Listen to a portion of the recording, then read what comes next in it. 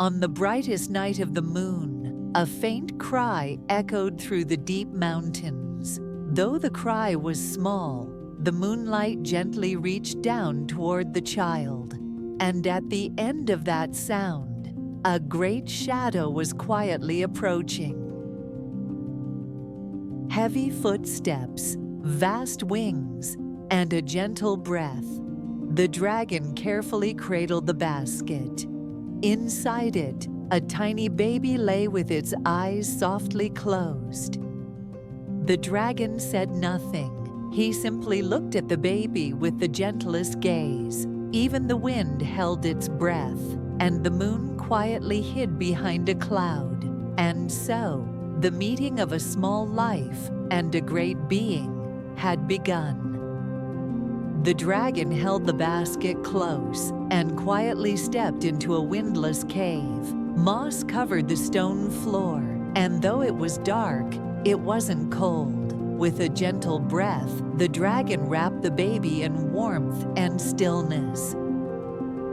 Days passed, and then, for the first time, the baby looked up at the dragon and smiled. Giggling, the child tugged at the dragon's whiskers, and the dragon opened his eyes wide in surprise. Then, very slowly, he lifted the corners of his mouth and smiled back. For the first time in his life. When spring came, the dragon flew over flower fields. At the foot of the mountain, he gathered armfuls of yellow petals the baby would love and gently placed them beside the basket. Upon his claws, there was no trace of blood, only sunlight. In summer, he carried cool mountain water on his back and set it beside the baby. In autumn, they rolled acorns across fallen leaves, playing hide and seek. On winter nights, he gathered warm embers and lit the cave in a soft red glow. The child slowly grew, and the dragon began to move more slowly. Their time together piled up quietly, wrapping the cave and their hearts like the warmest blanket. No one in the world knew that this little cave had become the coziest place of all. The villagers below the mountain sometimes saw a great shadow cross the night sky, enormous wings, gleaming eyes, and a breath like fire. Someone whispered, "They say a monster lives in the mountain." No one knew the truth, but the fearful tales spread from mouth to mouth. One day, the child heard those stories too. The village kids said, "That dragon, they say it eats people." The child's heart dropped with a thud. Could it really be true?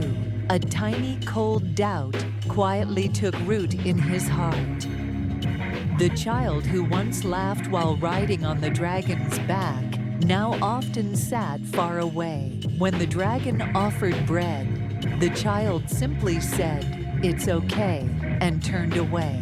The dragon said nothing, but a quiet sadness lingered in his eyes. Maybe the dragon really is a monster. Each time that thought returned, the child clenched his hands tighter. And one night, while the dragon slept, he quietly left for the village. That night, there were no stars over the mountain, only a long, heavy sigh. The child, now back in the village, softly opened his mouth before the people. "There's a dragon in the mountain. He used to be kind, but now I'm not so sure." The crowd stirred, and someone had already drawn their sword. The child's heart was in turmoil. He hadn't meant it like that, but he hadn't thought about how his words might spread.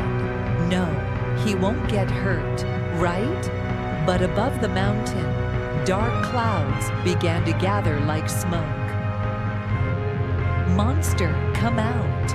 The child's voice echoed through the forest. Moments later, a massive shadow emerged from between the trees. The dragon made no move to resist. He simply simply looked at the child in silence. The sword in his hand trembled again and again, and inside, his heart was quietly crumbling. Then, the dragon smiled, just a little, just for a moment. You've come back. It wasn't a smile of defense, nor of denial. It was a smile, only for the child. The mountain began to glow red, not with torches, but with flames. From afar, the child saw it, and his heart sank. No, it can't be. From deep within his heart, an old memory rose to the surface. A cold winter night when he fell asleep on a warm back. The dragon had always protected him. He remembered it now, but far, far too late. The child ran with all his strength up the mountain. He slipped and stumbled, but never stopped. "Mister, please." The wind was cold, but his heart burned hotter than ever.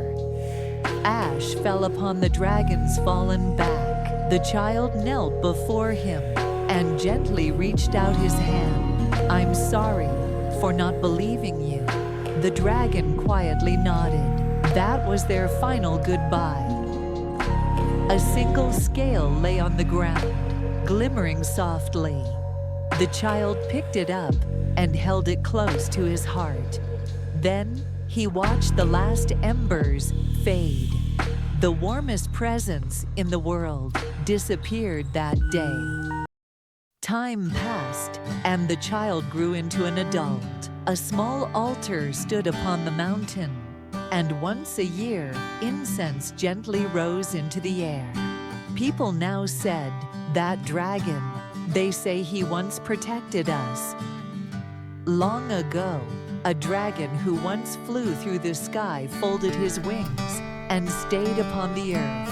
The child, now grown, told the tale. "He gave up the sky so that my heart could learn to fly." And so, that story lived on in the hearts of many for a very, very long time.